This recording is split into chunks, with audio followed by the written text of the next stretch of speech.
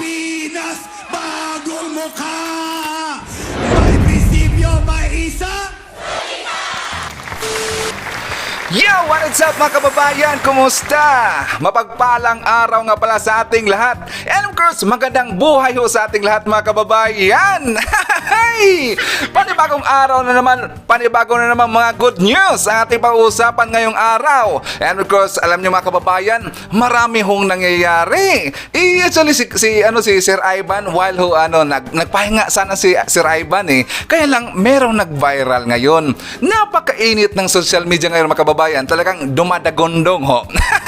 Dumadagondong ho. Kasi alam niyo mga kababayan, syempre wala nang intro pa mga kababayan. Kilala niyo na kung sino kilala niyo na ho kung sino si Sir Ivan. Ang pinakabulol na vlogger sa mundo ng YouTube. Pero masarap ho magmahal yan. At saka nakapagpatagal rin ng stress. Pero ngayong araw mga kababayan, aside pa ho sa tatanggalin natin ang inyong stress, paiinitin rin natin ang inyong umaga. Because I will be your sun for today. So mga kababayan, siyempre straight to the point na muna tayo. Tsaka mamaya na ho yung mga greetings natin. Doon na lang sa medyo sa huli kasi marami nag-request mga kababayan, kaya medyo ni-reformat ko ho ang style natin dito. Ang mga greetings natin, doon na lang sa medyo sa may dulo na. Okay? But anyway, good day sa ating lahat. Ang una natin pag-uusapan mga kababayan, sabi ko nga sa iyo, merong nag-viral ngayon. Balita ko, merong makakasuhan. Abay, baka maghimas rihas na. Kasi alam niyo mga kababayan, meron kasing ginawang kapulastugan itong ex-newscaster. Retardo siya, retardo ng newscaster ng ABS-CBN. Ang kanyang pangalan mga kababayan ay si Chari Villa. Abay, meron siyang ginawang kabalbalan mga kababayan doon sa post niya. Naalala niyo ho yung maraming listahan na mga vloggers. Naalala niyo yung pinakita ko mga week ago na yata yon. Maraming mga listahan ng mga vloggers na sabi nila na i-mass reporting at saka i-block na daw sa mga account sa YouTube kasi nagpapalaganap doon ng mga fake news. Kami yung pinaparinggan doon mga kababayan. Buti na lang, hindi naman kami. Kasi buti na lang, hindi kasama si Sir Ivan. Siyempre, hindi naman tayo nagpapalaganap ng fake news dito. So ngayon mga kababayan, ipinost ho sa kanyang account. Sa Facebook account, I believe. Itong si Chari Villa mga kababayan.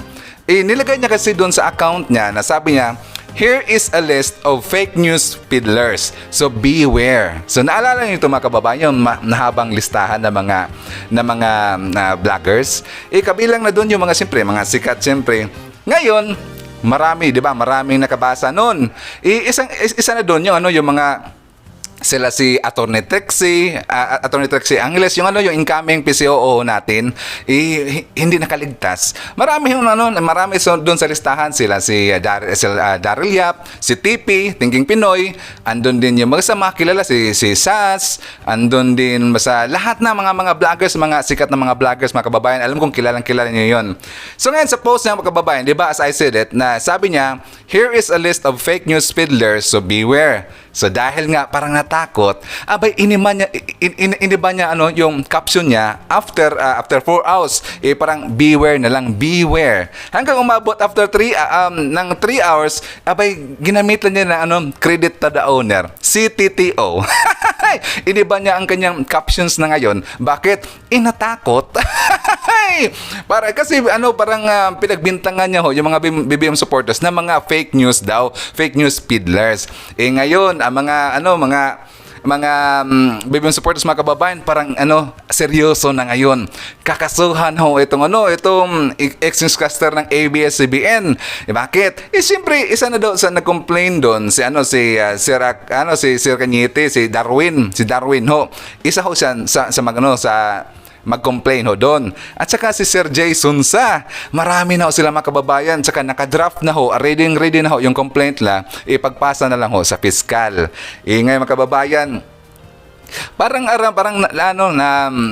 takot na ngayon ang iyang newscaster ng ABS-CBN, si Chari. Iwan ko bakit to naisip niyang itong ginawa niyang pag-post na ito. Actually, hindi naman siya may-ari nitong listahan. Merong gumawang listahan, kaya lang nirepost niya sa account niya. Asa ginawa niya pang beware sa mga fake news peddlers. Nakalandakan doon yung mga pangalan ng mga medyo malaking channel na sa mga YouTube at saka sa Facebook, yung mga mga Divine supporters. So mga kababayan, ang napaka kasi doon, bagang libelous, yung andon sa comment. Marami kasi mga pangit na comments doon mga kababayan.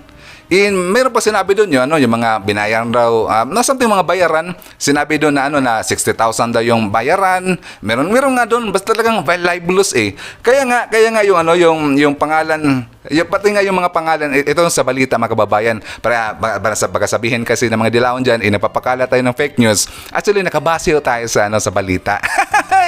Siyempre, ang mga pangalan mga kababayan, nakabilang doon na sa listahan, si Atty. Trixie, siyempre I said it, si RJ Nieto, si Arnel Ignacio, andyan pala si Sir Arnel Ignacio, nakabilang din sa listahan, si Mark Lopez, si Sas, si Ethel Pinida, si Sir Darwin, si Jam Magno, at saka si Sir Daryl Yap. I'm not sure kung silang lahat ba ang mag-file ng complaint, pero marami sa kanila mga kababayan, parang 5 na yata.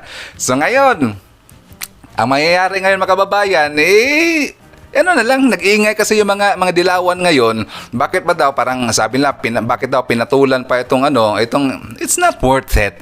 Nag-iingay lang naman to Parang nag-iingay na lang para makilala na naman ng para makilala na naman daw natin. We don't need them. Lalong-lalo na yung mga journalist ng ABS-CBN, yung mga news reporter, we don't need them. Kasi alam naman natin na yung mga ginagawa nila, yung mga balita nila, hindi naman credible yan Dumadaan yan sa maraming proseso. Dumadaan yan sa maraming mga kamay bago nila yon ibalita. Kaya nga takot sila ngayon mga kababayan, 'di ba? Parang binasbasan na yung mga vloggers. Darating talaga ang panahon kung ma-approve na yan. Talagang magkasama na yung mga mainstream media at saka yung mga vloggers na mag-cover diyan sa Malacanang. Yan ay ikinatakot nila. Kaya itong si Chari mga kababayan, itong si Chari Villa, kaya nga ginano niyang post niya kasi parang bigay babala sa mga ibang mga dilawan. Kaya siguro inisip niya ganon ang kinalalabasan, kaya beware tayo dito sa mga vloggers na ito. So ngayon mga kababayan, malamang manghimas rihas na ito.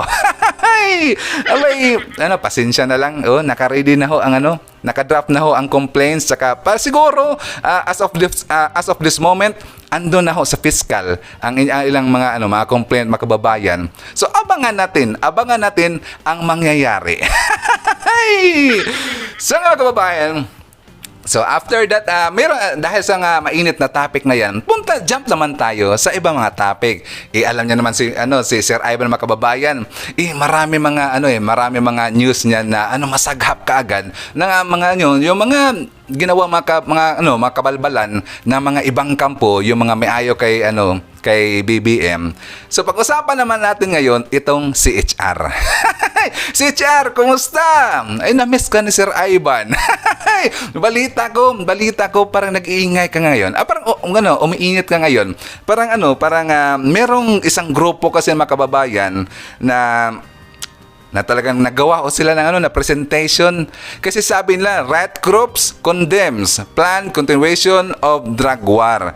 Ang plano daw nila tong grupo, gusto nilang siyempre kasanggan lang yung CHR mga kababayan. Plano nila na ipa-stop na yung drug war. Kasi sabi nila, marami daw namamatay, mostly sa mga urban poor. Siyempre, balita nga pala sa ABS-CBN niya mga kababayan. So ngayon mga kababayan, so, ipinakita na dito, meron silang presentation, parang meron nagdala diyang meron diyang isang patay, at saka, parang basta, mga pinatay doon sa drug war, at saka merong pare, yung ganon. Siyempre, CHR, to the rescue kaagad, ganon ang CHR What do we expect from them?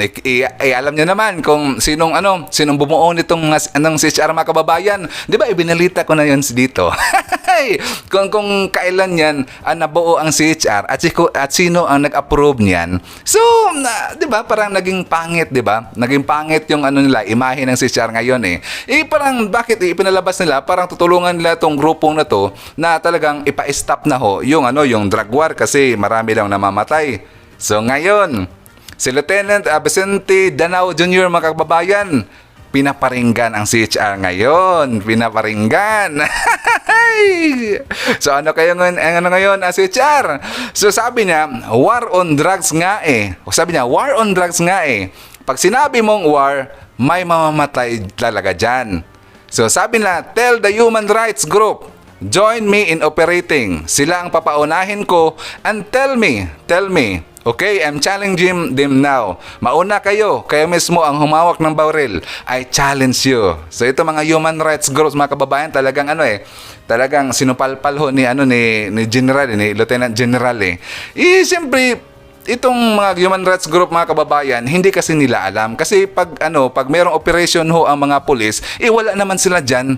Ang magkita lang nila, meron nang namatay, na balitaan na lang nila na merong mga kagaluhan doon, merong mga barilan doon, patayan doon. Hindi nila alam ang totoong nangyayari.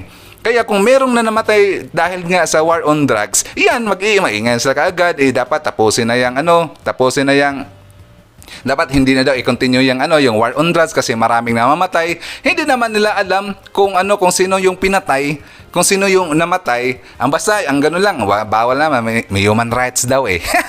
Parang merong pinoprotektahan. Doon ako dito eh. Parang merong pinoprotektahan. Kayong human rights group, parang halatang-halata na kayo eh.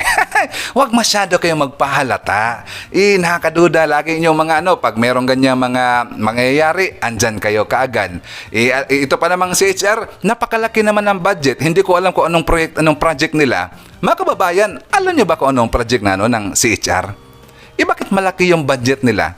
'Di ba? Almost billion. Na parang malaki talaga eh. Hindi ko alam ano bang ginagawa ng CHR. Nagbabantay lang naman sila sa isang grupo kung merong mag-complain ng human rights. Yun naman ang ginagawa nila diyan. Bakit ganun kalaki yung yung budget nila? Umabot ng 900 plus yun eh. Million, 900 plus million. Kayo na lang mag-isip. Hindi ko alam kung anong project nila eh. So ngayon mga kababayan, jump na naman tayo sa ibang topic. Ngayon, naalala nyo si Bagilat Jr. Ito si Chodoro T.D. Bagilat Jr. Itong liberal, membro ito ng anay ng lipunan eh. Membro ito ng mga ok-ok dyan sa lipunan, membro ng mga virus. Abay, nag-iingay na naman, parang sunod-sunod yata yung mga complaints niya, yung mga paparinig niya, yung patotsyada niya sa Marcos administration. Parang napansin natin mga kababayan, parang sunod na sunod yata. Marami siya mga tweet eh. Sabi niya dito mga kababayan, I hope the first official act of new DENR Secretary is to not spend on dolomite maintenance. Di naman pwede lumangoy doon. Spend na lang on mangrove reforestation, coral reef, rehab, coastal cleanup, forest protection. Ito nga talaga itong si Bagilat, hindi pa nga nag-umpisa, yung bago.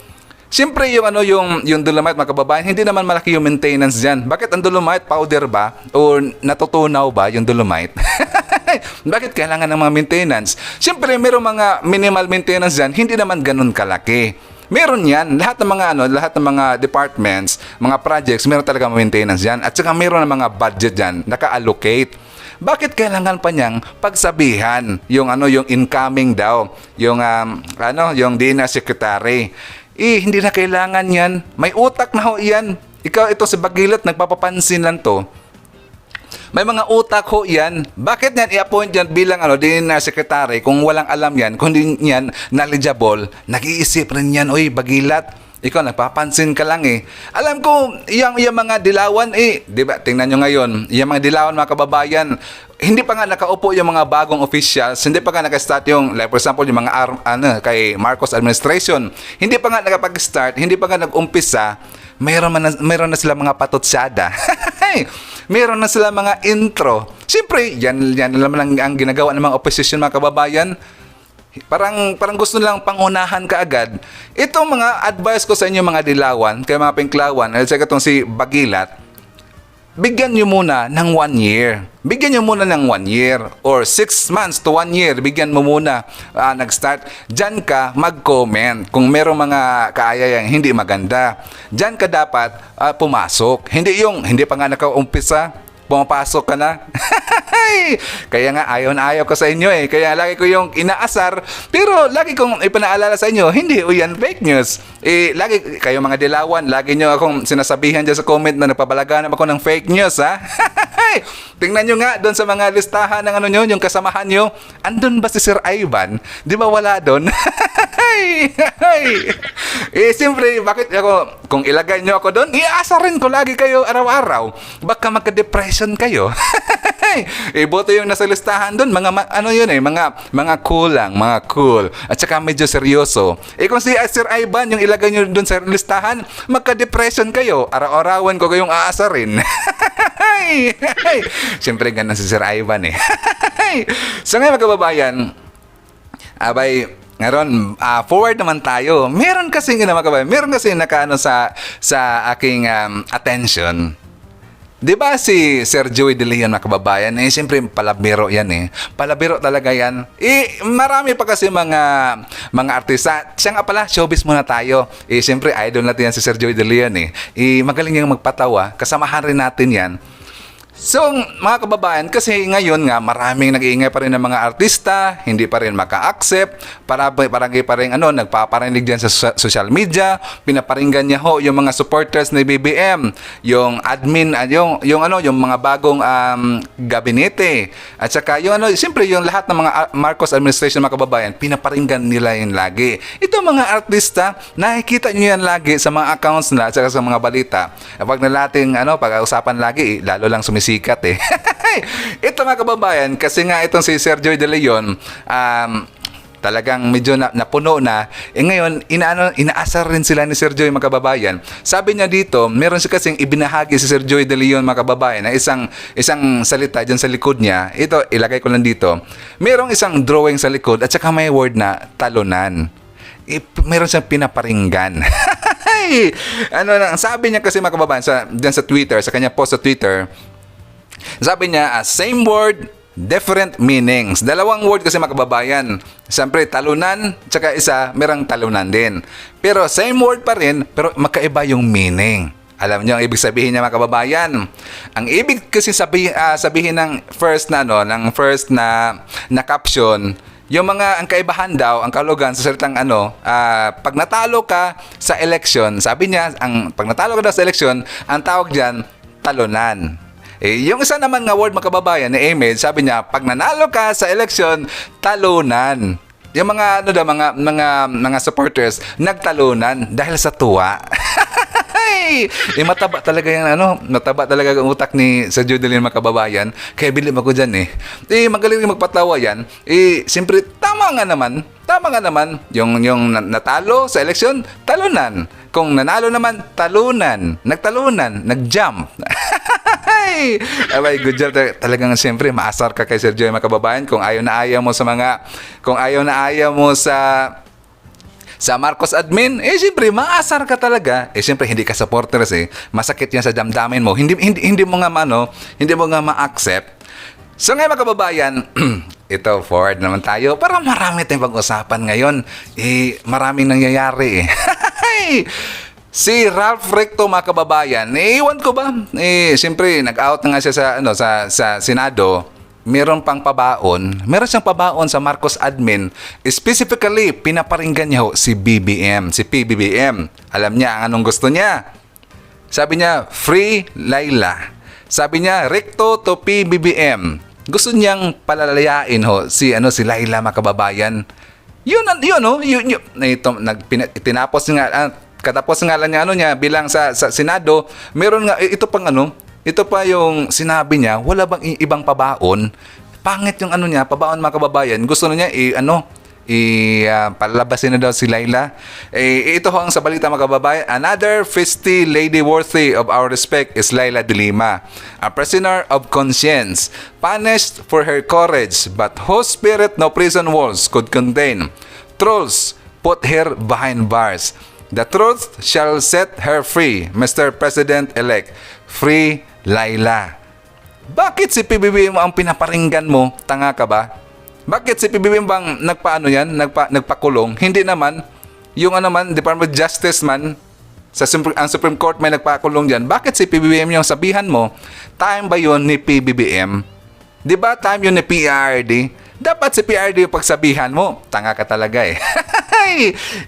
Lalo na maraming ayaw mga kababayan na napalalayain ho si maraming ayaw na palalayain ho si Laila de Lima. While ho sa post na yung mga kababayan, tinignan ko yung mga comment nila. Siyempre si Sir Ivan mahilig yan magbasa ng mga comments eh. Lalo na ho sa mga comments ninyo.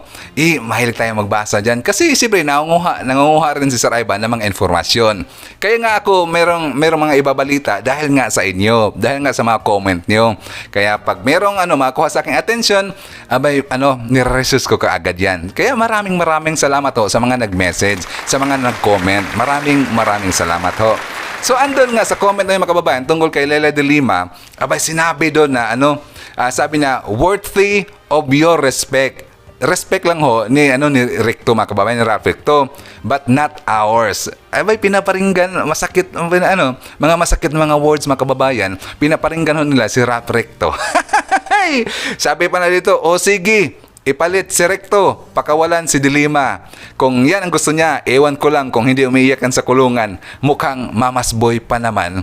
Gusto nila ipalit na lang. Sige, palalayain si Laila de Lima mga kababayan. Pero ang ipalit doon si Recto. At saka ito mga kababayan, itong merong comment ho nagpaano sa aking atensyon. Sabi dito ni Ulysses Morillo, itong si Recto nagpahirap sa mga Pilipino nung nadagdagan siya ng tax after Cory.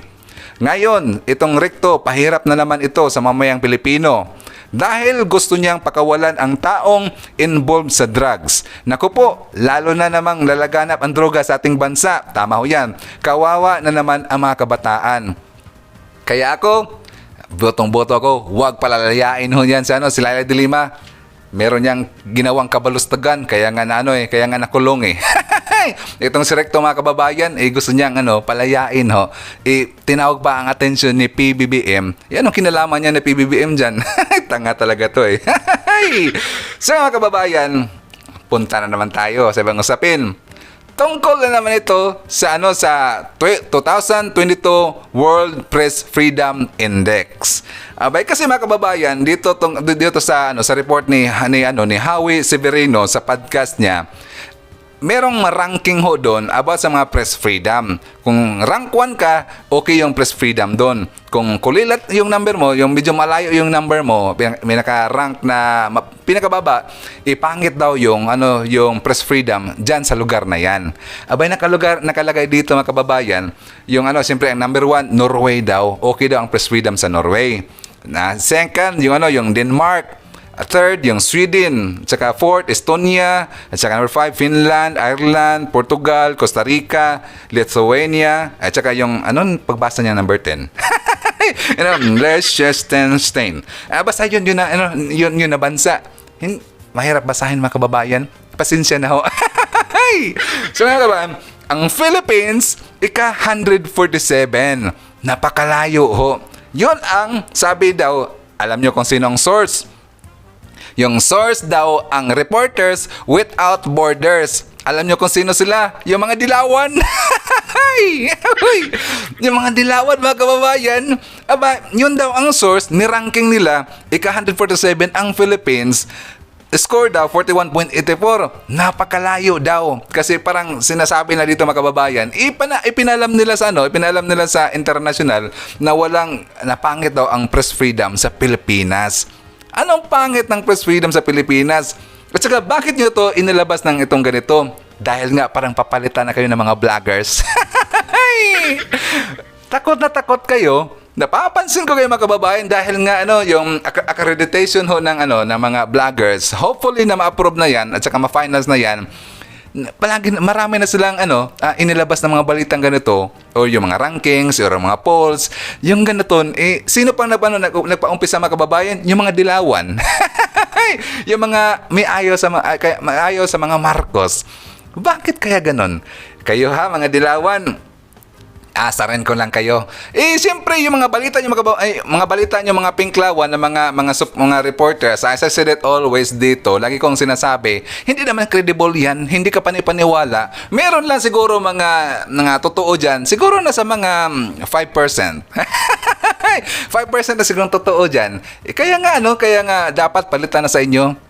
Wag na wag yung yung mga bias na mga reporter. Kayo, isa-isahin ko kayo, Rappler, ABS-CBN, News 5, Inquirer.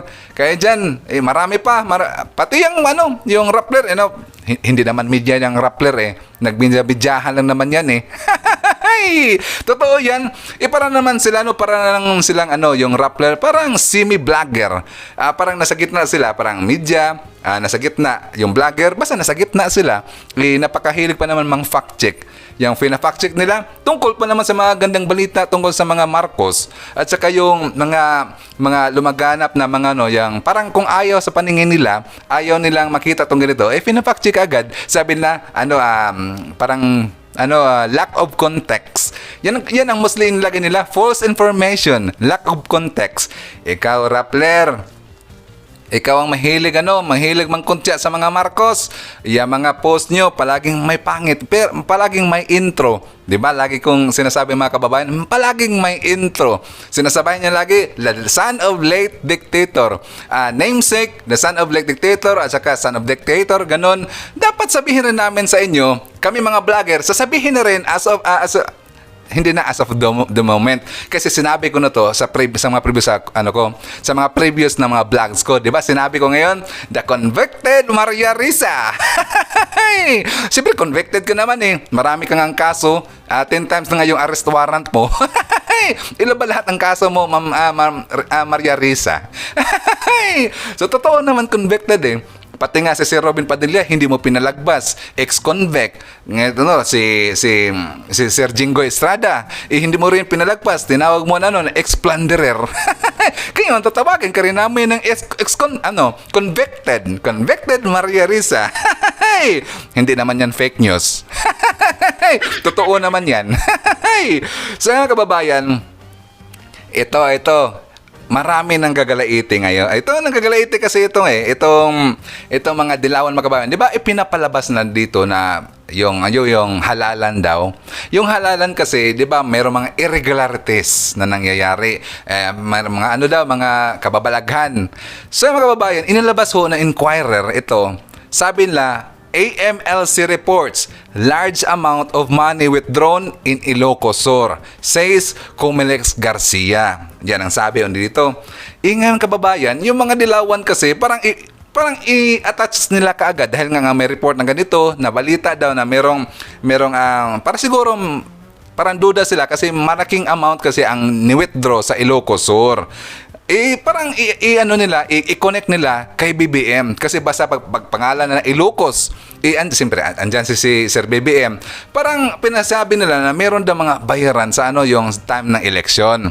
Yung alam niyo yun, merong mga yung sinabi ni Atty. Rowena Guanzon, mga kababayan, yung meron na mga bayaran, vote buying, yung ganun, dudang-duda ho sila dyan daw. Ngayon mga kababayan, dahil nga sa balita na yan na balita na yan, lumabas na yung balita tungkol sa Inquirer, parang pinagtawanan lang ho nila ni Sir BBM. Dito sa mga kababayan, mayroong report sabi na, there was one report from the Anti-Money Laundering Council on the large amount of money withdrawn. It's in Ilocos Sur. Iklaro natin, it's in Ilocos Sur. Hindi ho taga dyan si Sir BBM. The Comelec commissioner said, eliciting laughter in the room where the hearing is conducted. Alam niyo ang sabi ni Sir BBM, mga kababayan, di ako yun. Di ako yun. Kapitbahay ko yun. That's not me, that's my neighbor. Sabi ni Marcos in response. Tinawanan na sila, mga kababayan. Kasi maraming mga negosyanteng malalaki diyan sa Ilocos Sur, mga kababayan, or Ilocos Norte or Ilocos Sur. Marami hong mga negosyante diyan na mga malalaki. Dahil ba merong nag-withdraw sa bangko? Dahil ba meron silang report na, uy, sir, merong nag-report, nag-withdraw dito na napakalaki, like 500,000, 1 million. Bakit? Ang mga negosyante ba dyan, wala bang right mag-withdraw ng ganun kalaki? Andyan na sila, siyempre maraming kilala ng mga kababayan sa sa Ilocos Sur, nakalimutan ko yung isa sa mga best friend ni ng Sir PBBM. Nakalimutan na sa andyan sa ng dila ko andyan sa dulan dila ko basta si Lakay, si Ilocos, nakalimutan ko tuloy. Basta negosyante, malaking tao dyan. Si Gob, si Kong pala, si Kong. Basta yan. Kayo mga Pinklawan, mga Dilawan, kung merong ganyan, i-attach nyo kaagad sa kay Sir PBBM. Pangit yung ganyan, pangit yung ganyan. Tinawanan lang kayo ni Sir PBBM, walang ang nangyayari mga dyan sa kay Sir PBBM, walang ganyan, walang vote buying. Kusa ho naming sinuportahan si BBM, walang bigay ng ganyan, hindi ko kami mga bayaran. Isipin nyo yan. Walang-wala talaga to sa ayos ng mga Dilawan, mga kababayan. Puro lang mga paninira. Tinawalan na lang sila niya ni Sir PBBM. Tatawanan rin natin sila. Kaya nga asa rin lagi. So kayo mga Dilawan, inanyayahan ko kayo na manood na kayo kay Sir Ivan para matuwa kayo. Para hindi na kayo mag-isip ng mga problema. Matanggal yung depression nyo. Dito lang kay Sir Ivan. So mga kababayan, siyempre, i-shout out na natin. Ito mga solid viewers dito. Una-una sa lahat, gusto lang kumustahin at saka i-shout out ang lahat ng mga BBM supporters. Ang mga DDS. And of course, hi also sa lahat ng mga original na mga Marcos loyalist. Shout out rin sa ating mga mababait ho na mga membro ng El Shaddai. At saka membro ng Iglesia ni Cristo. And of course, hi also sa lahat ng mga member ni Pastor Kibuloy, ang The Kingdom of Jesus Christ. Hi and shout out rin sa ating mga solid viewers. And of course, ating mga pinakamamahal na yung mga legends, ang mga legends natin, ang mga senior citizen. Hello po sa inyo. At saka shout out rin sa lahat ng ating mga kapatid na mga Muslim dyan sa Pilipinas. At saka saan bang mundo, lahat ng mga kapatid na mga Muslim, Assalamualaikum mga kababayan. And of course, I would like to say hi to kay Ray Bermudez. He's watching from London. Hi also to Marge W. She's watching from USA. Shout out kay si Rolando Serino. He's watching from Paris. Hi to Joyce. She's watching from Santiago, Chile. Hi to Ma'am Corazon Abogado. And of course, shout out rin kay Gloria Reyes from Hagunoy, Bulacan. Hi to Sir Aurelio Mendez. He's watching from Keys A. Shout out kay Ma'am Carmila Sanchez. She's watching from California. And so also shout out kay Ma'am Lolita Ines. She's watching from UAE. And also hi to Ma'am Cecil Curamoche. So nga mga kababayan, kung nakaabot ka dito sa portion ito, sana po nakapag-like na tayo kung nagustuhan mo ang ating discussion ngayong araw. And of course, sana i-share natin ating video. At sa hindi pa ho nakapag-subscribe, sana nag-subscribe tayo mga kababayan para happy ho dito sa ating channel. Tsaka marami pa hong makakilala kay Sir Ivan.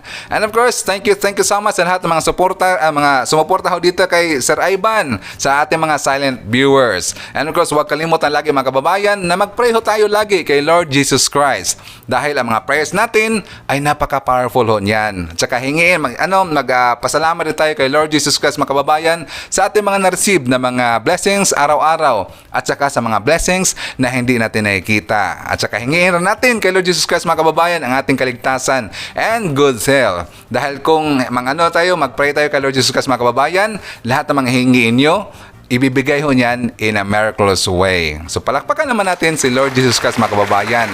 Palakpakan naman natin. And of course, thank you so much. And I hope to see you again on my next video. BBM Sara, BBM Sara, pagkakaisa patungo sa ginhawa. BBM Sara, BBM Sara, para sa kinabukasan naming mga bata. BBM Sara, BBM Sara, walang imposible na kapag nagsama-sama. BBM Sara, BBM Sara, busy na mahal